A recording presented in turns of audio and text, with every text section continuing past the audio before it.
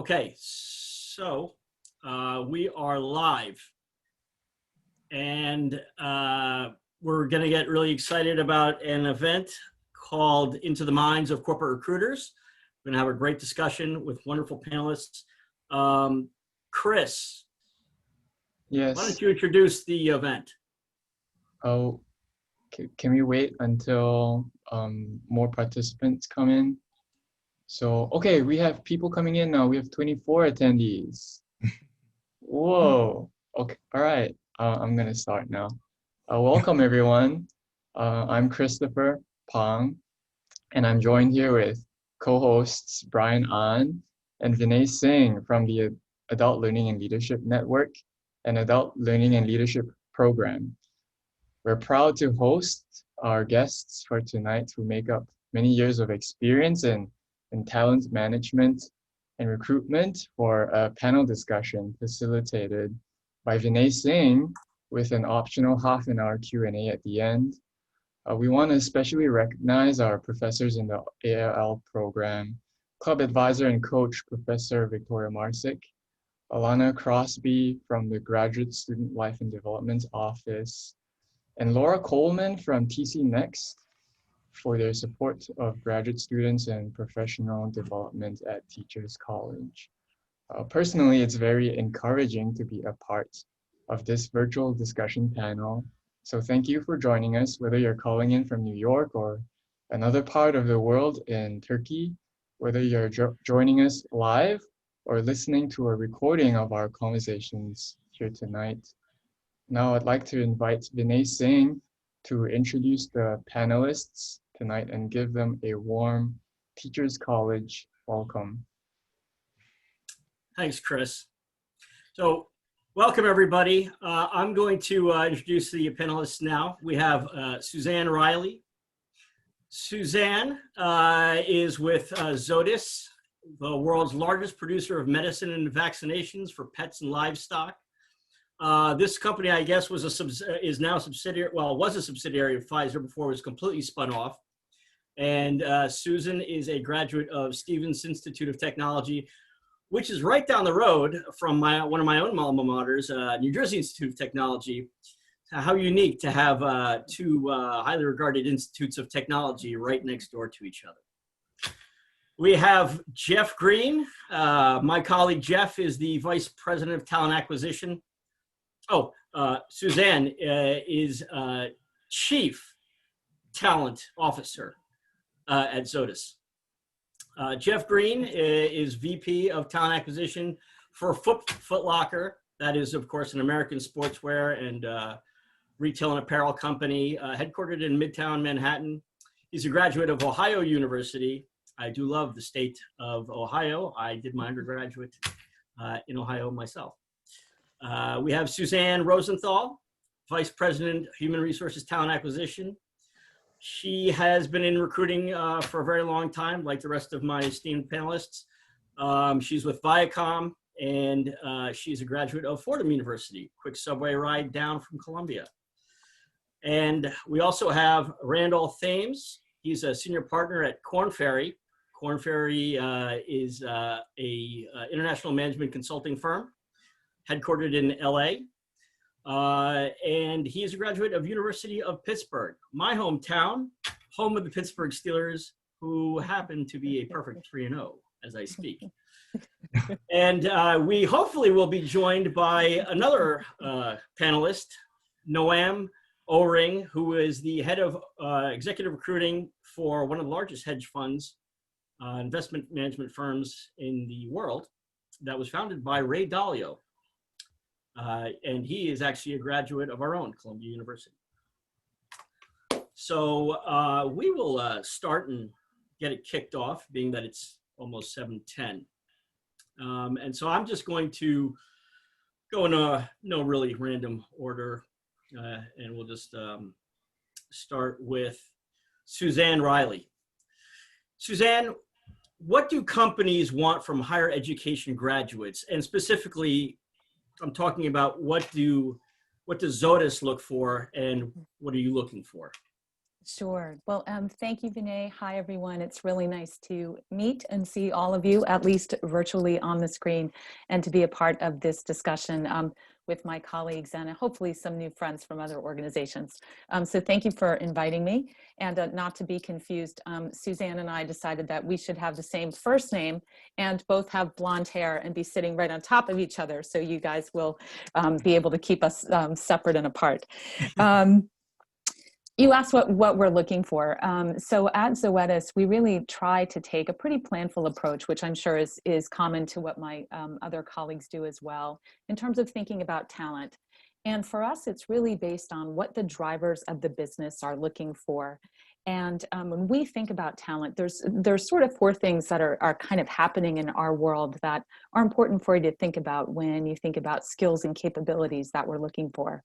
The first is the pace of change. If we think about the pace of change and the complexity of change, what that has caused us to do is to really take a very close look for individuals who can demonstrate for us things like resilience and flexibility and really a future orientation so that they're thinking not only about what the business needs now, but anticipating what would be needed in the future. I think a second driver in terms of skills and capabilities for us is exactly what we're all experiencing tonight. It's the digital ecosystem that we live and work in. You know, we used to talk about going online or doing things virtually. Now it is part of our world, right? We have to be able to move between digital and the physical, between being co-located or virtually located. So we've got to have individuals that have digital fluency, that are comfortable in an environment where the digital and the physical sometimes complement, sometimes coexist, or sometimes compete with each other. So absolutely that kind of literacy and comfort and skill is definitely needed. Another, I think, has to do with the fact that our organization is expanding. We know that we are going to increase a lot of our business outside of the US. We are already a global company. We want to reflect the customers and markets that we serve. So we want to be a global organization, both internally and externally. We want to be a diverse organization, both internally and externally. So we'll look for individuals who not only have a global perspective, can bring their own unique selves to the company, but they can also help to drive our cultural agility and help us to differentiate in the marketplace. That was fantastic. Thank you so much. Sure. I think we can end the event early. Thank you. Click. So let me switch gears and go to my colleague, Jeff, who is at one of the most famous retail and apparel companies. Jeff, what do companies want from higher education graduates, and what is Jeff and Foot Locker looking for? All right, thanks, Vinay. And by the way, Suzanne with blonde hair, very good answer. Not to get mixed up with Suzanne with the blonde hair. I wish I would have known. I would have wore a wig. Put on your blonde wig, Jeff. Would have been good. Yeah. Another time. I do need to know what football team you root for, because I'm a long-suffering Philadelphia Eagles fan, and as terrible as we are number one in the NFC least, apparently. Okay. So I have a very happy house behind me. Actually, that's a great question. I am a fan of probably the best football team to be a fan of in the NFL. Oh, gosh. The Cleveland Browns. Yeah, right. Yes. Okay. 3-1. I mean, this is a great season for us so far. As long as you're not a Dallas fan, you could stay on the panel over there. No. Nope. Yeah, Cleveland Browns. Jeff, my friend, 3-1. That's one of the best winning percentages you've had. You should shut down the season now. You're right. You're right. Just log off real quick. Yeah. It wasn't. So you're Pittsburgh. We'll take that offline. All right. Anyway, to answer your question, so Foot Locker, what we look for in all candidates, whether they come from higher ed or they come from a place that gets certification, we look for three things: that they understand brand, right? Even if it's not the Foot Locker brand, they've got to understand brand. They got to understand who they're interviewing with.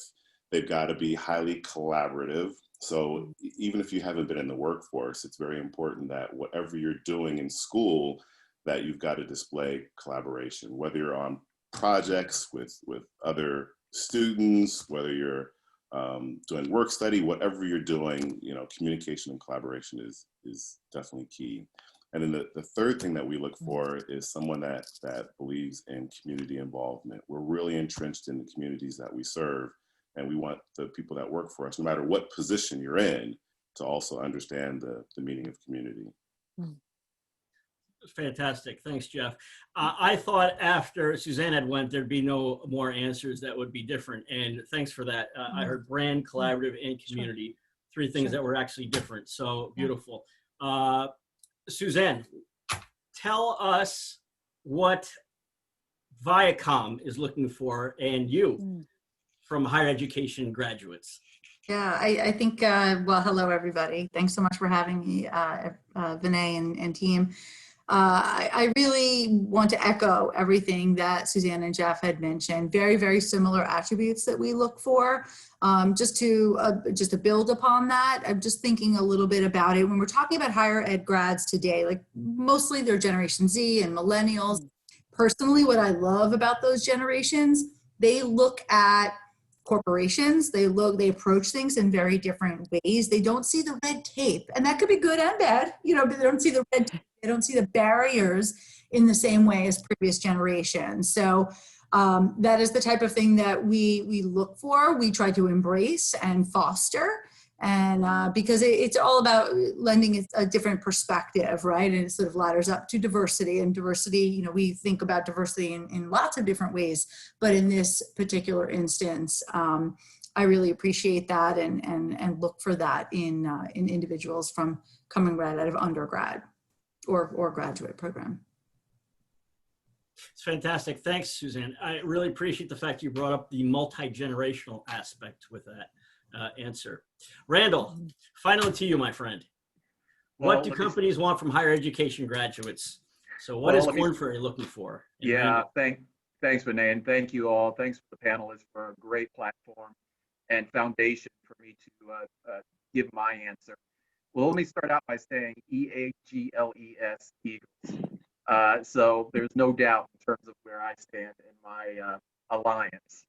But to answer that question, I think, again, all of the panelists already established a great foundation. What Korn Ferry and what we're seeing, because we kind of do this as a consultant for global organizations, is we really look to appropriate skills, traits, drivers, and experiences. And it's very formulaic, quite honestly. But we look to appropriate that for the workers or the employees with the workforce strategy. So if you look at the skills, traits, drivers, and experiences, and appropriation of someone that is adaptable, because obviously we're living in a fluid world where adaptability is key. We're also looking for folks who are independent problem solvers. The independence really needs to come in that we're living in a virtual environment where access to walking down the hall is less likely, and certainly you have the opportunity to reach out to someone, but there's a sense of independence that is needed and required, quite honestly, in the world that we're living in today. So adaptability, independent, and also reflective. We get off of a Zoom call, we get off of a virtual call, and we really have to have someone that has the ability to interpret what was said and then bring that back in a communicative style that's enabled them to kind of launch with where that conversation, that vision, that strategy have been going. So I'll stop there, but it's a good foundation of what we look for and what we see employers looking for.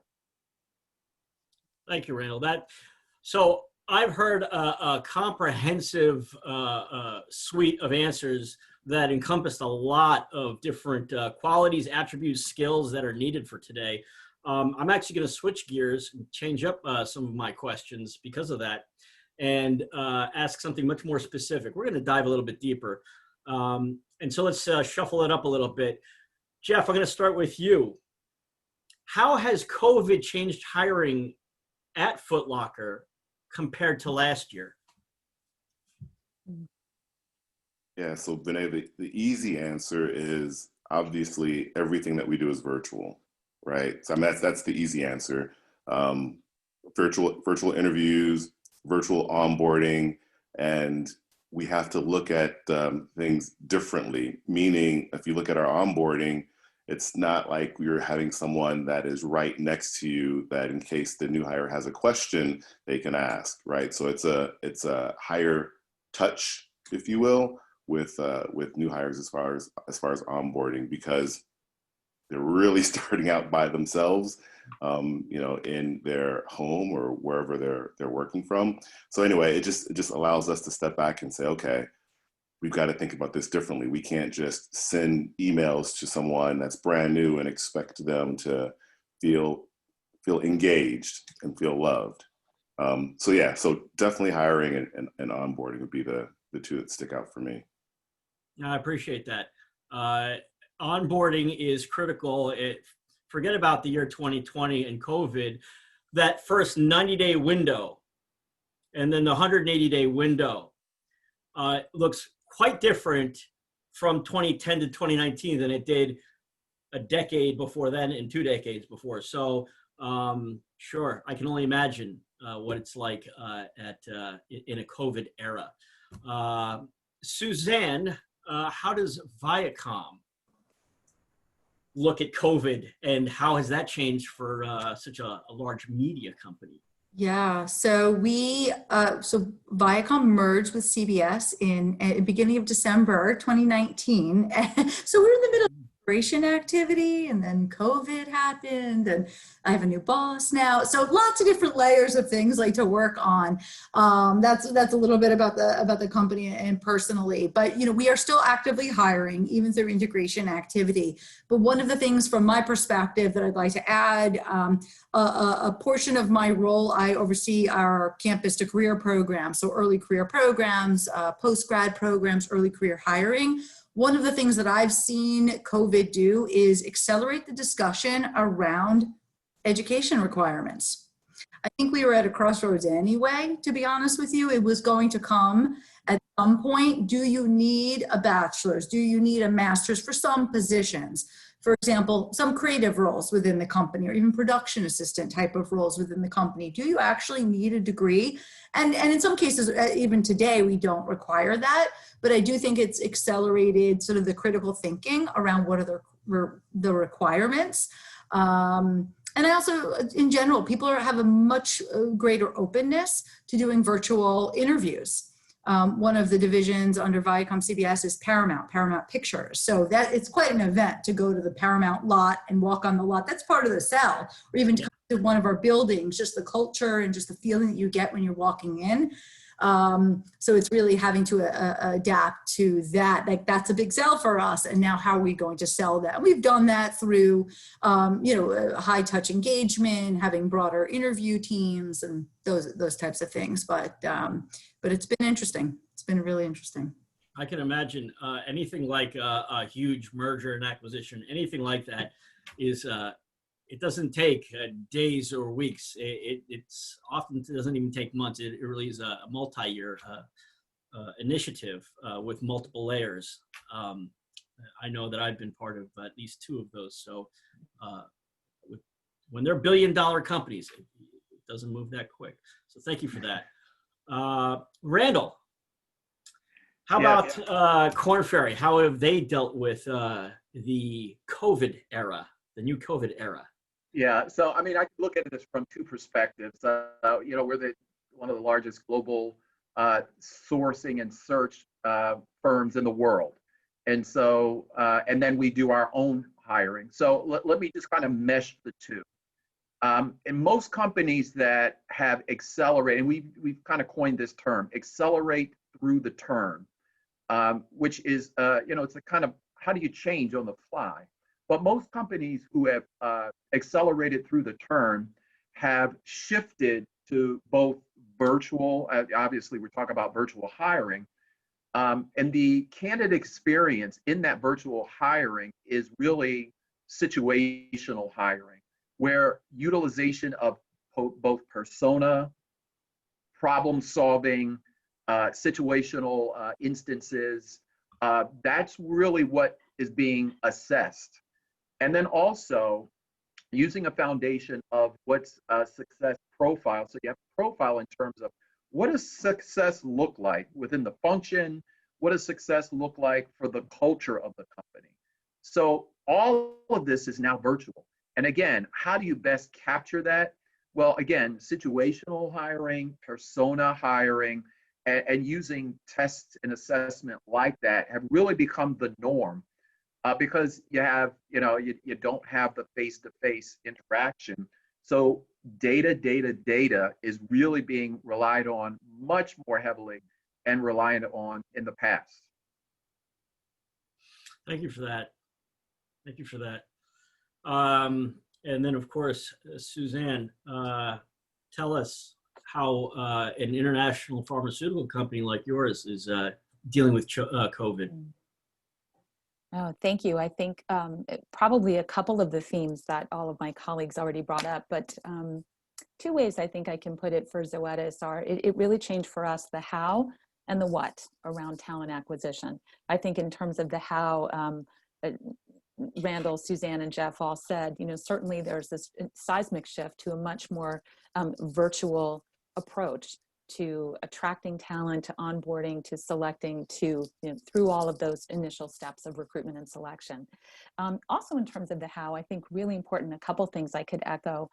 It changed how we thought about talent requirements, what we thought about knowledge, skills, and abilities. Were education requirements essential for each and every role? What was a nice to have coming in the door versus what was essential in terms of recruiting and creating profiles for open roles and jobs? So I think it sort of accelerated a more thoughtful look at what was expected out of a role and how things should be crafted with a really thoughtful approach. It also changed the how in terms of location. There was much greater tolerance now coming hopefully on the back end of COVID-19 and both this economic and this health crisis that we've been seeing. I think that there's been a lot more tolerance for remote work, a lot more flexibility in terms of geography or market. So that's opened up a lot of possibilities. And then I think there was a big change in terms of why we were recruiting for a role or why we were looking for additional talent to come to Zoetis. And that's impacted us in two ways. One, it's really caused us to think about how we can better tell our story about why you should come to our organization. What do we stand for as a group of colleagues? What is it that we do? What makes this a great choice for top talent? So in terms of our brand and our experience, we spent a lot of time thinking about our employee brand, measuring that, how to make it more authentic. And we spent a lot of time thinking about what we offer our colleagues in terms of our value proposition. And then I'd say probably the last piece of why also had to do with why we needed a role. Is this a role that is needed as a full-time permanent hire? Or is this a developmental assignment? Is this something that's more of a gig work? Is this something that we could find an external strategic partner to do, a job share? So for someone like me being involved in talent management, it's great to kind of step back and from an org structure perspective to have a chance to look at that as well. A fantastic response. And I'm hearing a really kind of a blending and a melding of the importance of not just one thing, but I'm hearing talent acquisition, talent management, For sure. L&D talent management and HR all taking a very, looking in their different lenses of how important it is for that rec. Absolutely. So we're talking a lot about how COVID has changed and what the impacts are. So let's switch gears and get a little granular. And I'd like to ask everybody about soft skills versus hard skills. So I'm just going to say real quick, there seems to have been quite a push towards the technology and the hard skills, of course, in the 21st century, because everything is tech. But has anything changed in importance, soft skills versus hard skills? So why don't we start with Randall? Sure. So yeah, Vinay, you talked about the hard skills, and I think they've been mentioned. So I'm going to lean a little bit more on the soft skills and start with that. some of the soft skills, given the workforce that has transformed and that continues to evolve, is really adaptability. I think or my panelist colleagues have said this as well, but adaptability is key in terms of going into not only a new work environment, but also the speed at which, decisions are being made. What once was a strategic plan that had maybe a 12 to 18 month horizon now may have a 2-week horizon, literally. And also some of the soft skills, in addition to adaptability, will be agility. And the agility of, you have to be a quick learner. You also have to be from a leadership. So let me take it from a leadership perspective. We're really finding that many of the leaders that we're both coaching and developing themselves in a situation where they really need to be vulnerable and really relying upon team. So team chemistry, team building, team effectiveness. And I would say a soft skill would be to make yourself vulnerable enough to understand your position on the team, so that as a team, you can bring in both the adaptability and the agility to be able to execute effectively in this transforming workforce. Thank you, Randall. I'm going to just say hello to Noam. Thank you for joining. And I don't want to throw you in real quick with the questions, so I'll go around to the rest of the panelists, and then we'll come back to you on this, so you can get a little feeler on how this is going. Suzanne Riley, soft skills versus hard skills. What's your thoughts? This is a neat one, because first, my own personal view of skills is I try to think holistically. To me, when I think of something that's a hard skill, I think of that just under the broad umbrella of technical expertise. No matter what your domain of expertise is, those are things where you can demonstrate content knowledge, mastery of something, whether it's technology, whether it's HR, whether it's marketing, whatever your area of expertise is. To me, that's sort of subject matter expertise and sort of technical things. When I think about soft skills, those are the things to me that really differentiate someone who is able to do all the kinds of things that my colleagues have been talking about. We're talking about collaboration. Collaboration, are you able to translate technical information in a way that makes it accessible to people and understandable, so they recognize the value and you're bringing them along? We talk about leadership. There's a million models of leadership. There are schools of leadership. How many leadership articles have the students on the call read? Leadership is about influence and influencing others, influencing them so that they trust you, they follow you, you have credibility, and you're helping to paint this picture of a reality or a future that may not even exist yet. That's the exciting skill around a leader. So for me, the soft skills are increasingly important, because the technical or the hard skills, and I'm using technical with a small t. I don't mean technical like COBOL, in the days of programming or C language, that type of thing. But I'm saying in terms of subject matter expertise, especially if we're looking at folks coming out of a graduate program, I'm expecting that there is a level of competence and mastery. There is an appetite for learning by pursuing a higher degree. What's going to make a candidate stand out are all of the things that Randall talked about. Suzanne, Jeff mentioned them, sort of woven throughout their responses. These are the people that can tell stories from the data. Can you tell me why it's important? Can you tell me what this means? What does it mean for an organization?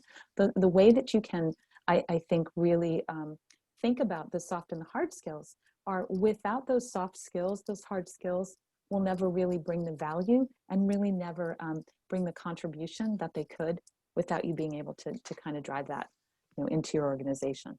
I don't know if that makes sense. I'm running low on coffee, but yeah. Yeah. Okay. You gave a fantastic answer. There was a lot to unpack there. I heard a lot. I heard influence and story and stuff like that. And Sure. You've definitely given any of our Gen Z audience something to look up when you said COBOL, because that's a story in itself. They're like, what? COBOL? What is this? What's he talking about? Is that a new fad? God. It's definitely not a new fad. You've got to know your history, right? You got to know where those things came from, right? But if you thinking about that, I mean, that's it. What's going to differentiate? It's the people, it's trust and credibility. You have 2 minutes, you get on that Zoom call, you're a new manager, you're a new leader, you're a new team member. People have to trust you. They have to like you. They have to have confidence that you are authentic and you are there to help make them better. And you're there not about yourself, you're there about the organization. That's what we're all looking for. If I can find people who bring that to the organization, it's a no-brainer. We'll figure out the place where they can contribute at Zoetis, for sure. You can tell the CEO of Zoetis when he gets a lot, 1.2 million resumes tomorrow. It was all because of you. It's all my fault. Jeff Green, my friend, talk to me about, do you see a change, hard skills and soft skills entering the new COVID era? Absolutely. And Suzanne and Randall, you guys said it very eloquently. I want to actually piggyback off of what you guys are saying and hopefully say it a little differently. Like Randall, you talked about agility and how important agility is. And Suzanne, you talked about technical skills. I think every HR professional will tell you, you can train to the hard skills. It's tougher to train to the soft skills. And Suzanne was talking about, the future. You really need to be agile because no one knows what the future holds, right? So you've got to be agile. So when you're interviewing, or if you're looking at your resume, it's okay to have some of those things that are on there that are the hard skills, right? Your computer knowledge or whatever, the technical skills. But you have to make sure that you actually put stuff on there that shows some collaboration, agility, being able to pivot because of whatever reason. That's I would probably say just as important as the hard skills. Well, I tell you what, my friend, you said you hope that you're going to say your answer and response a little bit differently. And I, at one point, saw all 9 cubes in my Zoom box, all nodding yes. So you did a great job. Thank you for that. Suzanne, tell us how and what Viacom is seeing between hard skills versus soft skills. Yeah, and really. My friend, you've been at your company, although there's a huge transition. You've been there for quite some time. Yeah, I've been there for 20 years, for over 20 years. And it's felt like many, many different companies, that many different iterations. And, really it's been interesting to see the arc of going from hard skills and like, that's the must have, and that's still the must have, but it is the soft skills that is the differentiator. I think Suzanne may have said that. And one of the things that, just going along with the themes of like sports, like we always say, like athletes, we look for athletes, not literally athletes, but people who can play multiple different roles, because there is so much disruption and evolution that's happening in all of our industries, but media, of course, and just especially at the entry level, they're rarely coming in like this is their, their only focus. Their career may take, many different turns, and we do believe and promote internal mobility pretty heavily within our company. So I will hire somebody any day that has, the agility, the collaboration, these soft skills that we're talking about, somebody who's like an athlete that can really plug and play in lots of different places. I'll hire that person any day over somebody that has had maybe even years of experience, quite honestly. Somebody who can demonstrate those soft skills, and be that athlete is really key. Once again, CEO of Viacom, when you see the 1.2 million resumes coming in tomorrow, you know why. I'll tell them. Welcome. And we're glad to see you and glad to have you. So, curious, Bridgewater Associates, one of the largest asset management companies in the world, firms in the world. Soft skills versus hard skills, anything different going into the COVID era? Yeah, so it's an interesting question. And again, my sincerest apologies for coming late. It's all on me. So at Bridgewater, we sort of, we differentiate, I would say, between abilities and skills. And so somebody does not necessarily have to come to Bridgewater knowing Python. That's the language of the day, I think. But we're really trying to understand, do they have the aptitude and ability to learn Python?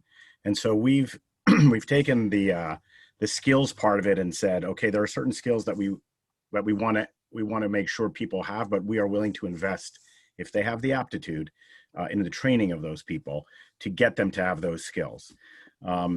So in terms of the soft skills, I think we try and understand like what is our culture and what do the people value who are joining it? Like what are somebody's values? Do they want to be collaborative? Is that a value to them or not a value to them?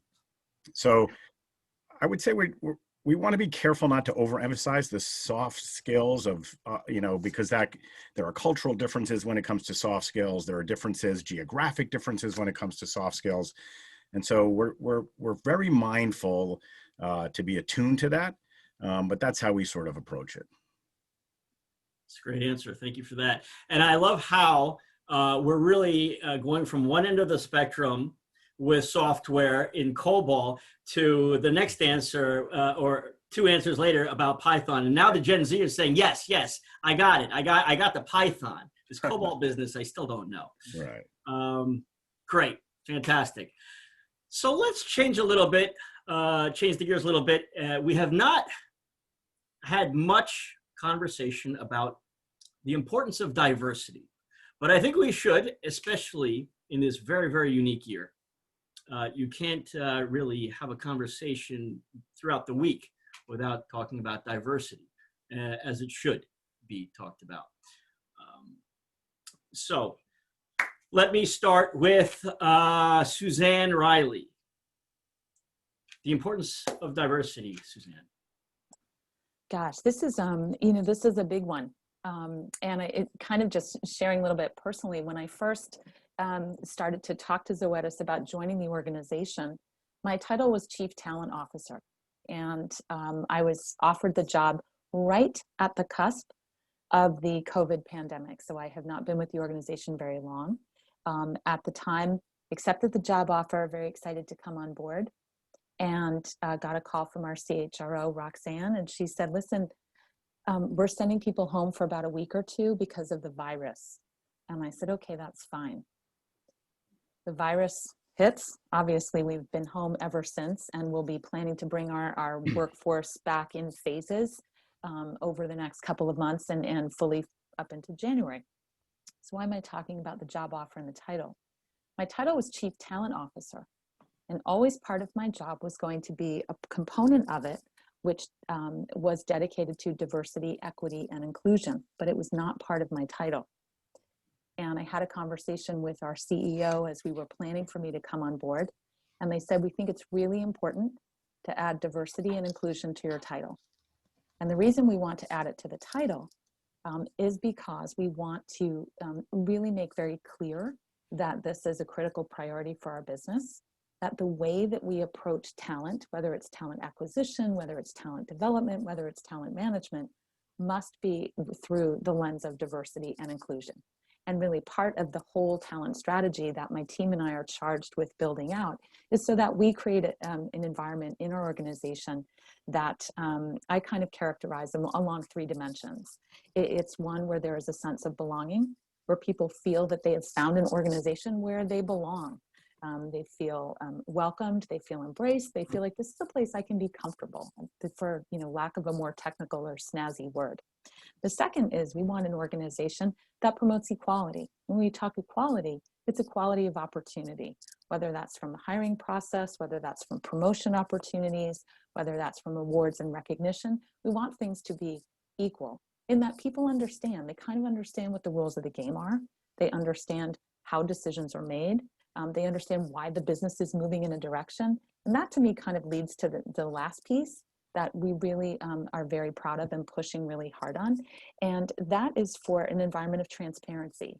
And that's where there's open communication. We can have a tough conversation about things that are not easy to talk about. We can push back on ideas from a diversity of perspective.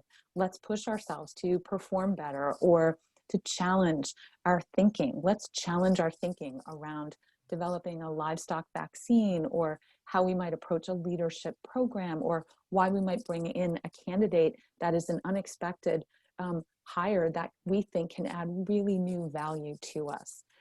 So I just kind of share that because it has become, I think that recent events have accelerated diversity, equity, inclusion to the top of the agenda for some organizations. But I think that the organizations that are going to do this well are organizations that really understand that this is not only a critical driver of business success, but this is an authentic success of stating who we are and what we stand for as a team. Fantastic. Thank you for that. Sure.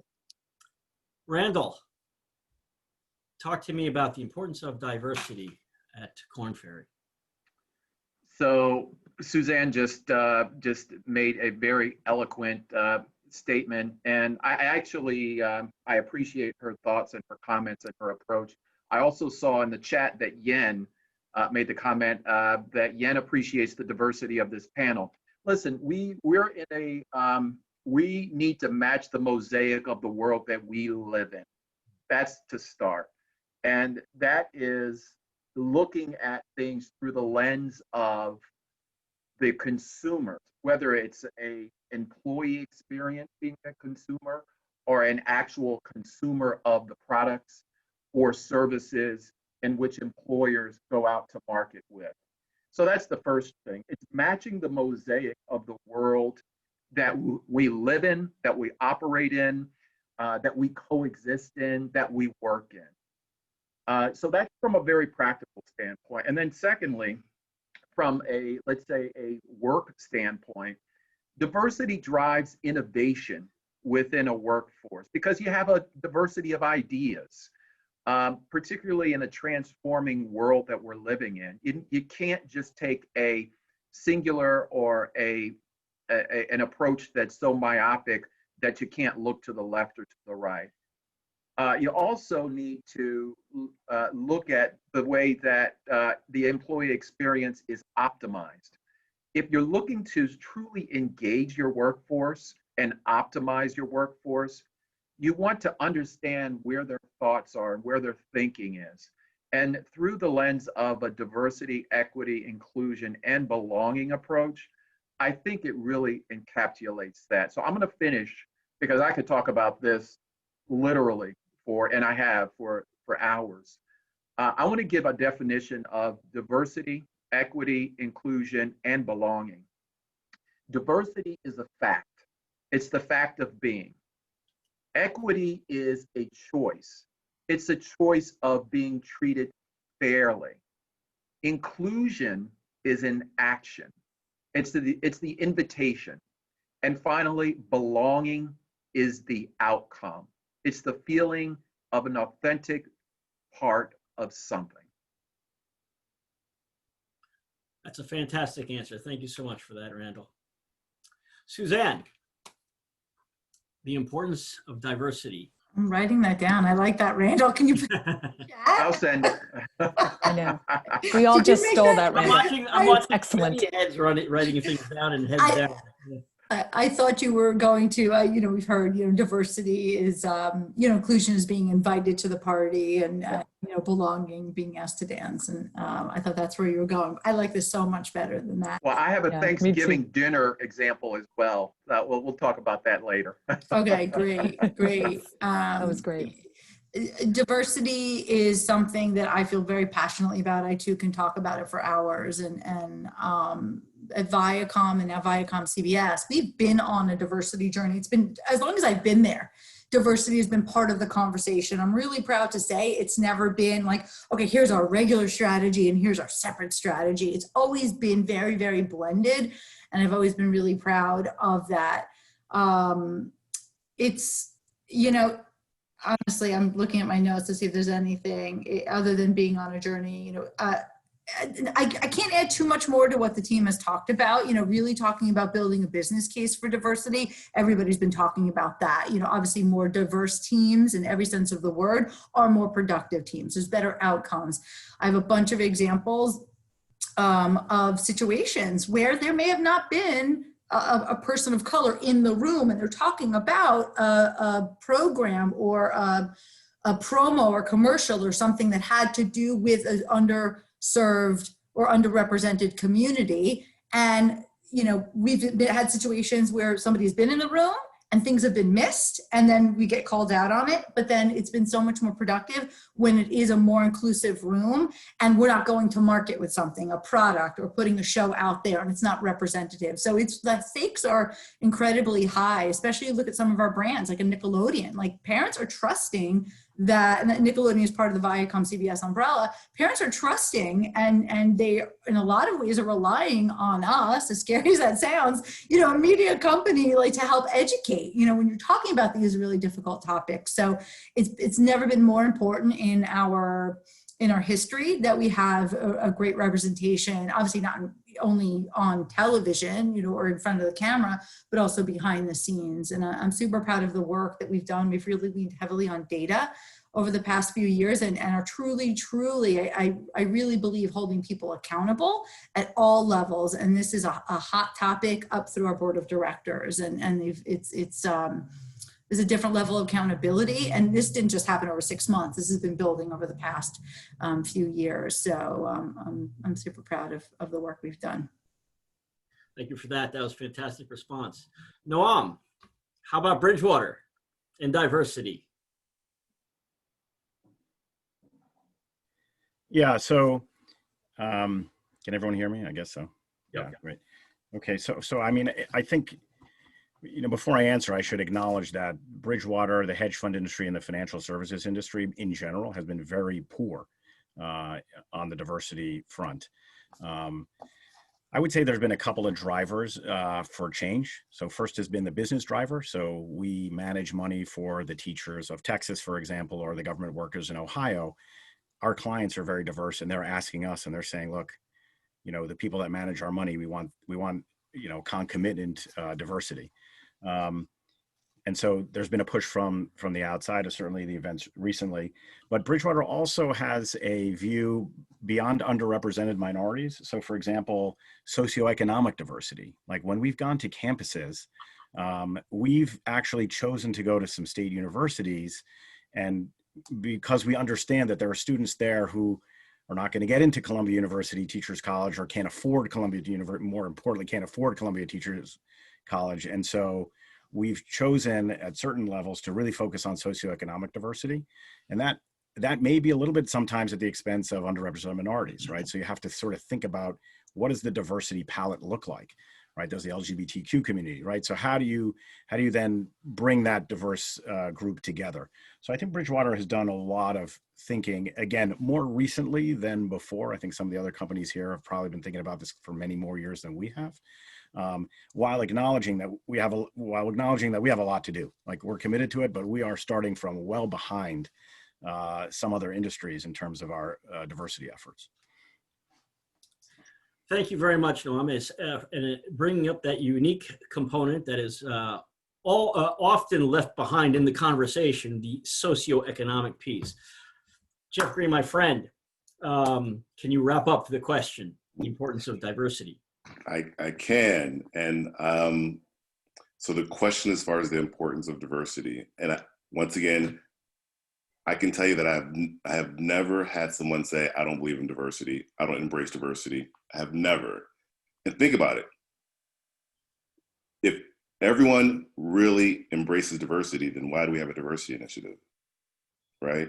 Every hiring manager is going to tell you they believe in diversity. So it's not whether they or we believe in diversity, but it's really, how do we get after it?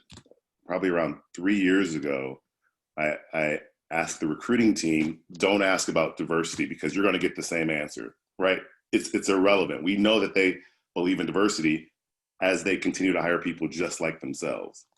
So we did a global bias training. It was called hiring manager training. And then we had a 45 minutes out of the 2-hour program was about bias. And it was eye-opening. So for us, diversity, kind of like Randall was saying, it's multifaceted. We have people in the room that believe that you can tell a lot about a handshake and the interview's over with after the handshake, right? That's a bias. We have people that believe you've got to be a sneakerhead in order to be effective in the marketing world within Foot Locker. That's a bias. So it really opened up the door to talk about people's biases. where someone lives within Pennsylvania, if they live across the river, is a bias. So once we're able to open that up and get after everyone's biases, then diversity is irrelevant. It's like, how are you judging people? And do you really need to like the person that's working with you? Because if you like them, it's because they're like you. The tough thing is to hire someone opposite of you. I will hire someone that's a Pittsburgh Steelers fan. I will, against my own will, but I will do it because it's opposite of me. So I think that's the question, is how do you have those hard conversations to understand what the biases are, so you can then hopefully encourage them to hire someone totally opposite of them. Not someone that you can join at the water cooler, not someone that you can have at happy hour, someone totally opposite. That's fantastic. Peeling the layers of the onion of diversity. And I'll just say this, it all is perspective, yeah? So just to say that you would hire somebody that would be a Steelers fan, I'll tell you, I graduated from The Ohio State University. I've had more managers that I've worked for that have hired me that were Michigan graduates. And I remember this is the first person that hired me on the first day. And I said, there was a guy named Mark, and there was a whole bunch of us, and he picked me on his team. And I said, Mark, you're Michigan. Everyone said that you wouldn't pick me. I'm Ohio State. Arch rivals. Why'd you pick me? And he goes, son, you don't get it. You were just Ohio State, but now you graduated. So now you're part of the Big Ten. And I never forget. I just thought to myself, what wise words. I'll be working for this guy. A lot to learn. So fantastic. The importance of diversity. Vinay, there's one other, sorry to interrupt. There's one other thing I would add at Bridgewater where we're thinking about diversity. We're also thinking about the diversity of age in our employee population, right? We have encountered there are a lot of cases of ageism. So in many of our interviews, what we try and do is remove all the dates from a resume. So somebody does not know, right? The hiring manager does not know the age of the candidate. It's not always so easy, but you know, we have found by doing like double blind tests and things like that, that older candidates do not make it through, and that is unacceptable. So we've tried to make measures there too, which I forgot to mention. Sorry. Love it. I was going to jump in before, and thank you, Suzanne. I was going to just compliment Jeff for breaking out the concept of biases and also diversity. We're also on that journey right now. We are rolling out this month a hiring manager training to uncover bias and to really get the conversation going. And we actually are just, I don't even know why I didn't mention it. We are coming off of we have a global inclusion week that's really heavy, like programming from like panels to like speakers to literally simulations around, I can sort of put my hat on and be a Black man and go through an experience. It was an incredible experience. And one of the things that I got personally out of that is just getting really being comfortable with getting uncomfortable. And even as HR professionals, you may think, everybody may think we know all the right words and language, but we still mess up. You know what I mean? I'm still learning. I'm still on this journey myself. And just the more we normalize and talk about our own biases and being vulnerable and acknowledging them, because we all have them, maybe that is what is something we'll get over this hump of, why do we not have a more diverse, ethnically, racially diverse workforce and generational and, geographic and all that. But just wanted to mention that and say thanks to Jeff for pointing that out. Beautiful. Excellent. I will ask a different question. I was going to ask what skills are in demand today, but that would be silly to ask after all of this conversation so far. So I would like to ask each of you, as leaders, which you all are, what is or are the most important skills or things that you do each and every day when you go to your work, and whether it be Zoom or virtual or whatever it is. But the bottom line is this: each one of you has aspired to a very high level. You are all leaders. How would you describe the things that you do that you pride yourselves in to doing? Because there are people that are under you that are looking up to you. So that is the question. It was not on the original PDF, so I just want to present that to you. And we will start with Noam, with you. Yeah, and I think maybe many people will say this. I'm sort of an anticipatory problem solver for the leader, as it relates to talent for the leaders of my company. And so when there's a new business line we're opening, or there's a new geography we're trying to go into, or a new role that we're looking for, I want to make sure that the business leaders understand that I understand that world of, that world of talent. And so as much as possible, I'm drawn into those conversations at the outset, and I'm sort of the sage advisor, if you will, to the leadership of the firm that may not understand the talent market or the human, the talent market out there as deeply. So I think that's one. That's to my leadership, and then to my teams. I think I'm a little bit like I'm a little bit sort of a mentor and uncle, and sometimes a taskmaster. I have to sort of balance all those things, but I really am trying to have my teams, essentially take over my job and do my job, well, such that I don't have to do it in some ways, right? That's sort of a successful mark for me.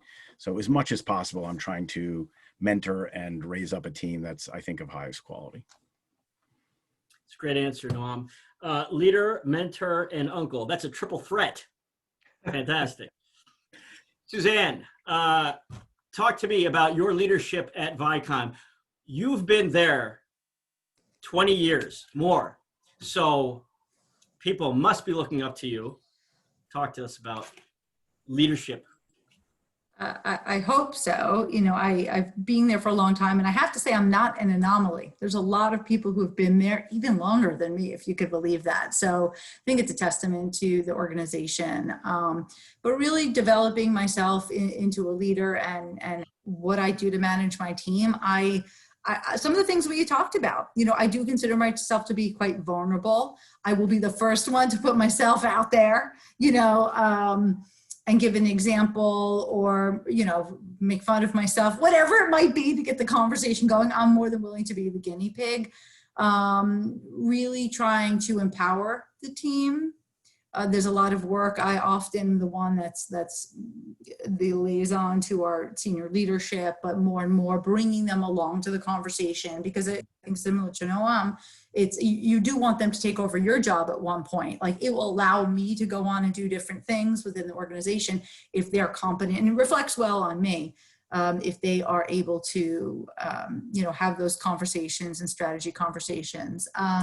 And the relationship piece of it too, just really leading by example in a lot of ways. We're a very relationship-oriented company, and that's something that I honestly continue to foster.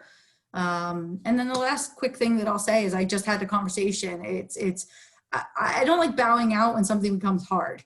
You know what I mean? That means there might be a better payoff for it. So really just pushing through and just, again, practicing what I preach. Like, I won't bail out of a problem if there's one. You really have to face it, head on. So I guess the bigger picture here is just practicing, just demonstrating my leadership for them and seeing that I am going to make those, it's not a situation where do as I say, not as I do. So it's a big part of what I do. Fantastic response. Lead by example. That was excellent, Suzanne. Jeff, you've been at Foot Locker for over 5 years. You've got quite a bit of tenure there too, so you understand and the culture and your organization. You're viewed as a leader. Please tell us about your leadership.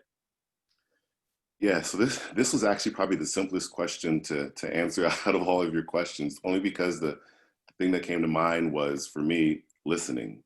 It was probably 10 years ago. I went to a small conference. Actually, it was so small, it was like more like a meetup. It was like 10 people. But my friend was actually doing the facilitation, and it was on listening. And of course, I'm already thinking, I'm in HR, I'm a recruiter. Of course, I've got great listening skills, right? Yeah, no, yeah, absolutely not. Because you think about it, the majority of our time, we're not actually engaged 100% of the time. Meaning, if you're on a Zoom call, not this one, but if you're on a Zoom call, how many of us are multitasking? if you're interviewing someone and they're answering, they're responding, how many of us are actually thinking about the next question before they're responding? So we're not giving them 100%. So for me, the specifically last 5 years, I've really worked on being present, being engaged. I remember there was a time when people would walk in my office and I'm doing an email and they're talking to me and I'm still doing an email and listening to them and, you know, multitasking, and I'm thinking, damn, how rude is that? But, you know, it's so easy. We get notifications while we're on a call, and you see the notification and you want to respond right away because it's your boss or something important, and you're not present. So anyway, I can go on, but for me, I've really improved my listening skills, and so that's, I think, what helps me be a good leader. Listening skills, very, very important. We all can do better at that. Suzanne, tell us about your leadership skills. Sure. I think back to probably one of my first bosses and advice that she gave me, and it served me really well. And it's to think from the outside in. And she said, as a leader, you will be successful if you think outside in. And when she first told me that, I didn't really understand what she meant, but how it's sort of shown up across my career journey is I think about in terms of my job or role at an organizational level, very similar to Noam, what you shared. Part of my job is to think through the talent implications of our business strategy. So I have a responsibility to think how, where do we need to acquire talent? How do we need to develop talent? All of those talent questions, I have to think from the outside in. If this is what we want to do, who are the people that we need to get this done and accomplished? How can we best support them, enable their success? So they're sort of on that high level. Another level, I think, is in terms of my peers. And I think about my peers and my colleagues. I think in particular, part of my job is to help to bring solutions to them around talent that are going to enable them to be successful. And I find the more that they can feel and can know that I'm a stand for their success, the more successful I've been. And then that lastly, but not at all least important, when I think about my own team and my direct report team or my larger department, I really try to kind of take the model. It's not a great expression, but it works, is that player coach model. I try to help them to benefit not only from my experience, but I try to focus on how I can enable them to be successful as well, whether that's focused listening, whether that's providing them with opportunities, whether that's giving them candid and constructive feedback. But I also expect the same from them.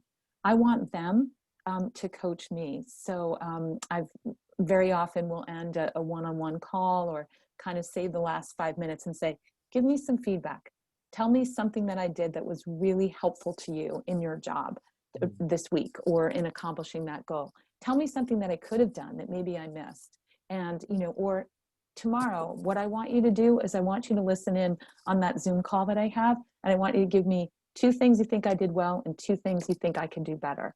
I think in sharing that vulnerability with my team, that's where you get uncomfortable. We were talking, and Suzanne, I love you use the word, like, we have to have the courage to be uncomfortable, because when you're uncomfortable, that's where the growth happens. And I know for me, and it's really hard, especially as you become more seasoned and mature and senior in the organization, to say, you need to be vulnerable and say, I don't have all the answers. I don't know everything. I can be better. Help me be better. And so if I think of that kind of from the outside in, as my first boss, Jane Rifkin, had told me, that I think helps me to be at my best. So I always appreciate that very, very much. Thank you, Suzanne. Genuine care and regard. I'm hearing a lot of emotional intelligence in your response. And Randall, my friend, can you wrap up the question with leadership? Coming from Korn Ferry, a firm that prides itself on leadership. Absolutely. And really, it's an amalgamation of all that's been said already. So I'm going to answer this from a people performance perspective, okay? What I bring in terms of what I believe is effective leadership is my authentic self. And how I bring that is I have a personal mantra that I've adapted probably 20 years ago. It's help to improve people and organizations. And help to improve people by bringing your authentic self is you bring flaws and all yourself to the table, and that expectation is for me to have others do the same. So what does that do? It provides an opportunity for you and others to develop those gaps. If you are, as Suzanne just said, bring your vulnerable self in saying, I don't know everything.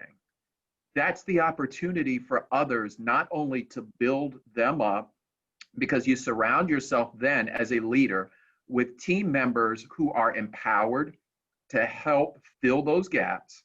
It also empowers people to know that they are making a difference and building to the outcome. So it's giving room as you express your authentic, vulnerable self for others to feel empowered to be a part of the solution. And so again, I'll go back to bringing your authentic self, flaws and all, which helps to develop others and enables others and gives them permission to bring themselves, so that together we can kind of fill that bucket and we can achieve outcomes together. Fantastic. Thank you, Randall. Brian, we've been talking for quite some time. I'm curious to know, do we have any questions for our esteemed panel? Well, there was a lot said already, and so I want to get, there's one question that I want to pose to all of the panelists, and it is from Christina Young, and the question is, how do you or your companies support employees and leaders in cultivating their EQ, emotional intelligence, cognitive flexibility, self-awareness, awareness of others, and also perspective talking and dialogue? Sounds like the question is, how do each one of our panelists' companies support EQ Yeah, support EQ. and cognitive learning? How does that work? Good. All right. Suzanne, can you talk to us about that as far as Viacom, CBS? Thanks so much for the throw to me. How do we support it? So my role is talent acquisition. I sit in the talent acquisition function. You know, a big part of my job is looking at our early career sort of full cycle, you know, and not just hiring them into the organization, but developing and retaining them. So this might be a better question for our OD team, to be honest with you. You know, I know that there's different levels or different types of management training. We have our, gosh, what do they call it? We have all these funny like acronyms. I can't think of it, but it's like, there's one for like VP plus, inspirational leadership program. And then there's one for other parts of the business. And EQ is interwoven in essentials of management. EOM is the one for below VP.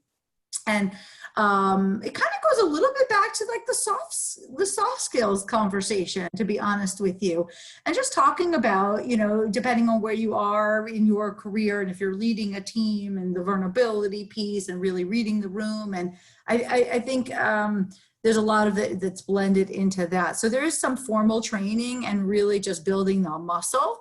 It's not just a one and done, and that goes with all trainings, but that's something we holistically believe in. It's you have to learn it in the classroom or a classroom setting, and then practice it to build your muscle so it becomes like a regular thing. But even with EQ, I think there's only so much you can teach with EQ, honestly. I don't know, that's my perspective. I'm not going to say you either have it or you don't. But I think it's a lot harder to build that muscle. But I'd be curious to hear what other people think. Yeah, Oh, go ahead, Jeff. well, okay, I'll chime in. I'll make it brief, Randall. I agree with you, Suzanne, that this is probably a better question for OD or L&D or whatever development organization.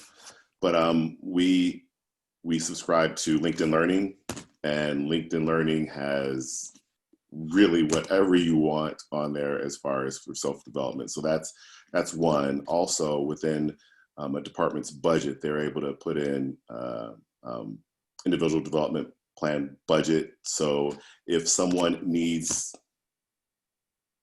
to attend a seminar, to attend whatever in order to help out their development, whatever that development is, then they're able to do that. That's specific to them. Randall, I'll pass it off to you. So thanks, Jeff, and great response, both Suzanne and Jeff. So I would break it down as this: there is the capture and then activate steps to EQ. The capture is find out through intellectual cloud repository, whatever it is that you want to call, a system, and it's a digital system where you're able to identify, and it goes kind of back to the diversity, equity, inclusion, and belonging. Identify the mosaic of different skill sets that are out there and the EQ that's out there, and you measure that. That's the capture. And again, it can be attained through digital enablement and digital platform. The activate is, once you have that repository, how do you effectively turn that and empower both the employee and which develops the organization to use that so that they can advance themselves through the soft skills and enhance the soft skills by helping them and helping the organization. So again, I break it down to the capture and activate so that you're able to leverage and advance everyone. That's a good answer. Thank you. For the win. Thanks, Randall. Suzanne, you want to take the question? Sure. Sure. A couple of things at Zoetis are common to what my colleagues have mentioned already. We don't specifically focus on emotional intelligence as a construct for our management and leadership development. We take sort of a holistic approach to looking at effectiveness in terms of an individual contributor role, a role in managing others, managing teams, or in terms of a leadership role. And part of my job is the development piece or the L&D piece. So we've created a number of different success profiles that reflect sort of the constellation of skills and capabilities that we find our most successful leaders have. Honestly, some of them are a mix of what we found has been successful in the past, but more importantly, what we think will be successful and what we're really looking for from an aspirational perspective for our leaders. The way we develop it is a whole host of things. We have a portfolio of self-assessment tools, coaching and feedback resources. We have formal programs that are conducted internally. So things very similar to Suzanne, what you're talking about, you know, a new managers program, an emerging leaders program, a senior leader program, high potential program. One of the partners that we have partnered with is Harvard Business School, Columbia, and we've partnered with them to do some very focused work with different targeted segments. We also partnered, Randall, with McKinsey to offer a program for some of our leaders that just kicked off this fall. So we really think about, you know, that the term emotional intelligence kind of means different things in different companies and different contexts. But if I think about a leader who is a good coach, who effectively delegates, who is focused on bringing out the best in their team, you know, those are some aspects of EQ that I think our talent and learning team, you would find woven throughout our curriculum. And there's, again, a number of different ways and different methods that we try to get at that. So people are aware of where they are in terms of their skill set, and then they find some opportunities in order to either build their competency there, practice the skill, have it an opportunity to get some feedback or insight, you know, whatever it's going to take for that person to be more effective. Great, thank you. Sure. Noam, how about Bridgewater? Anything with EQ? Well, so I would say Bridgewater is a little bit different in that the founder of Bridgewater wrote a book of principles And so the company has a culture that sort of operates by the principles that the founder has written and espoused. Some of you may have read the principles. And so I think some of them foster, EQ, and some of them sort of may not. But there's a core belief on the part of the founder of our firm that people evolve throughout the course of their life, and they evolve both from a learning perspective. So learning is coterminous with life, and so that they should always keep evolving their learning. And then there's a personal evolution that takes place, and so the principles are sort of there as guidelines for personal evolution. So some of those principles, for example, I don't want to go through all of them. You can buy the book or whatever, but Bridgewater, thinks of itself as an idea meritocracy. And so anybody can raise an idea, and doesn't matter if they're an analyst talking to a managing director, all those things don't matter. It's the purity of the idea, and that idea can't be shot away because the person giving it has to be addressed like on an intellectual level. And the person giving it has to understand, the logic behind it, whether we adopt it or not. The second thing I would add, which may be a little bit harder, is radical transparency. So this is if you think about, I'll just give an example. Like, everyone can see everyone's annual review at Bridgewater. Think about that, right? All your organizations, you all have annual reviews with your bosses or subordinates or whatever it might be. Those tend to be private. At our company, those things are public. And so that's an example of not just transparent, but radical transparency. And we think that those things ultimately lead to personal growth and personal evolution, right? So much of if conversation is hidden behind walls, we record a lot of conversations, but if those conversations are hidden behind walls and where you don't have access, then you're not going to truly understand like the full range of, what someone, how you're thought of, and your strengths and your weaknesses and that kind of thing. I think the firm, tries to approach all these things with humility, and that's the way to do it. We don't always succeed, certainly. Kind of knowing what you don't know is another one of the principles. So I'm just bringing a few that I think relate to the evolution of EQ amongst our employee population, but it's not for everybody, and certain people, might find some of those things grating. Yeah, sure. And I love that you brought up radical transparency. That's fantastic. Reminds me of Dodd-Frank and the CEO transparency. Right.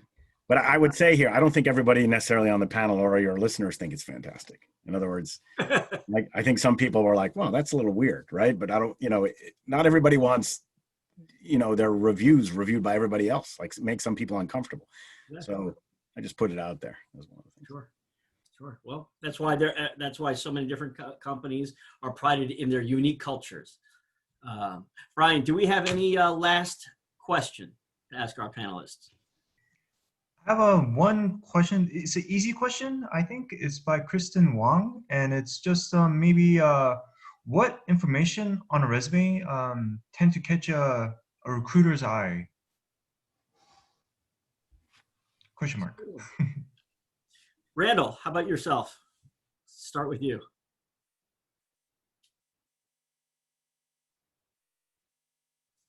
You're on mute.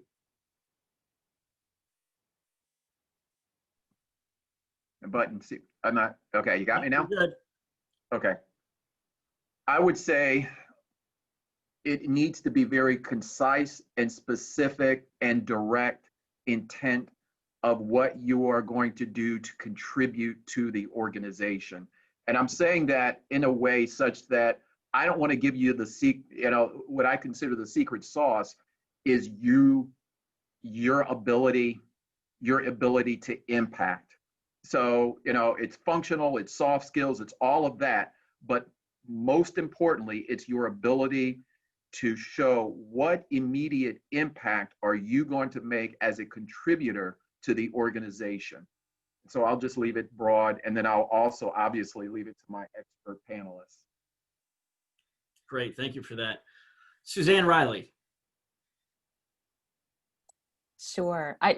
Randall, I think you said it perfectly. I think regardless of role or level or function, it's what stands out as someone that can very easily demonstrate that they have made contributions. They can very clearly and succinctly state how they made whatever job, whatever organization they were in better. What were the contributions? What were the outcomes? What was made better or different because of your presence and your time or your tenure in that particular position?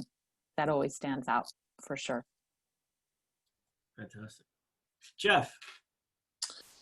Yeah, so I think that your resume is really a cornucopia of your experiences. And when I say experiences, it's not your work experience. We're talking even life experiences. So we look at it as a whole. But you have to think about the person that's going to be viewing your resume is probably going to spend 15, 20 seconds. However, I will spend as much time at the bottom of the resume as I do at the top of the resume. Maybe not so much in between, but I do like understanding what's at the bottom of the resume, because that talks to a little bit more about the soft skills and personality, leadership, community service, as well as what have you done lately. So just think about that, because you want that sheet of paper to represent you as a whole, as a blossoming cornucopia. It's a great response. Note to all hiring managers what Jeff said. Suzanne, how about yourself? I think the panelists did a great job of summing it up, and it's a big mistake I think people make on resumes, especially early career people. It's just like it's like a history it's like a history lesson of cornucopia plus of their experience, and literally you get it's, I say 6 seconds. I will look at a resume 5-6 seconds maybe. So a couple of things are baked into that. Just getting, being very direct, direct, and what are you bringing to the role? And I think a lot of early career people get really tripped up on like the objective. The objective tells me what you want, and that's all well and good, but a summary of experience, or hopefully it's embedded in the resume, tells me what you are going to bring to the organization. So to me, an objective is just fluff. I'd rather see either a summary of experience and really your resume should tell me what you're bringing to the table, as opposed to, what you want. It's all well and good that you obviously want that job. So I don't know. And I would say just as important as what's on the resume is the way that it looks too, aesthetic. I think that kind of speaks to what Jeff said too. It's only a handful of seconds people look at it. And if I have to bring out a magnifying glass, or I have to try to figure out, what's going on in your resume, then I might just pass it over. Or if you need a cover letter, I'm not a fan of cover letters. If you need a cover letter to supplement your resume, you're already, in my mind at least, I'm going to pass you by. So I'm hearing no number 8 font. Noam, can you wrap us up? Yeah, so I think, I think everybody on the panel is sort of captured most of my ideas. I'm going to go to what Jeff said and be maybe very super practical. So for students, I definitely read the top of the resume and the bottom of the resume and spend as equal time. I would say for students who have written thesis, whether it's an undergraduate or a master's thesis, like if you have taken the time, to really go deep on a subject extensively, like I kind of want to know what that thing is. Like, what have you spent a lot of your master's degree program time thinking about? So, write what the topic is, and then at Bridgewater anyway, be prepared to talk about it. Be prepared to to tell us why this was so passionate. Why would you give hours and hours of your life for this particular topic? And so that's sort of one of the parts of our interview process. This is really interesting. We just get to get a sense of like how people think and why they choose to study what they've chosen. That's specifically for students. It's fantastic. And I'll just finish by saying, as a 20-year vet of TA myself, absolutely do your homework. And if you're going to a company, know exactly what they do and more. Because I can't tell how many times I have told people, study, look at this division, look at the other adjacent divisions, talk about things that are connecting to your resume. They go in, why'd you leave in 5 minutes? Oh, they asked me what they do, and I just wasn't prepared. How are you not prepared? Preparation is key. So, on behalf of Brian, Christopher, Columbia University Teachers College School of Organization and Leadership, TC Next and our graduate life. I just want to thank our esteemed panel, Suzanne Rosenthal, Suzanne Riley, Jeff Green, Randall Thames, Noam O-Ring. I'm Vinay Singh. I hope everybody got a lot out of this. I know I did. And I look forward to speaking to everybody in the future. Thank you all again for coming. I have one last question, Mike. Would you mind sharing your contact info? Would you mind us, like, the participants contacting you, and how can they do that? Maybe on LinkedIn? Yeah, anybody can link in with me. Sure. Yeah. Me as well. Vinay, you have my email. Feel free to share my email, my work email. It's fine. Great. Thank you so much. It's been so inspiring to hear from you all. Thanks all. Thanks, guys. Thank you, everyone. Thanks Take to care. the panelists.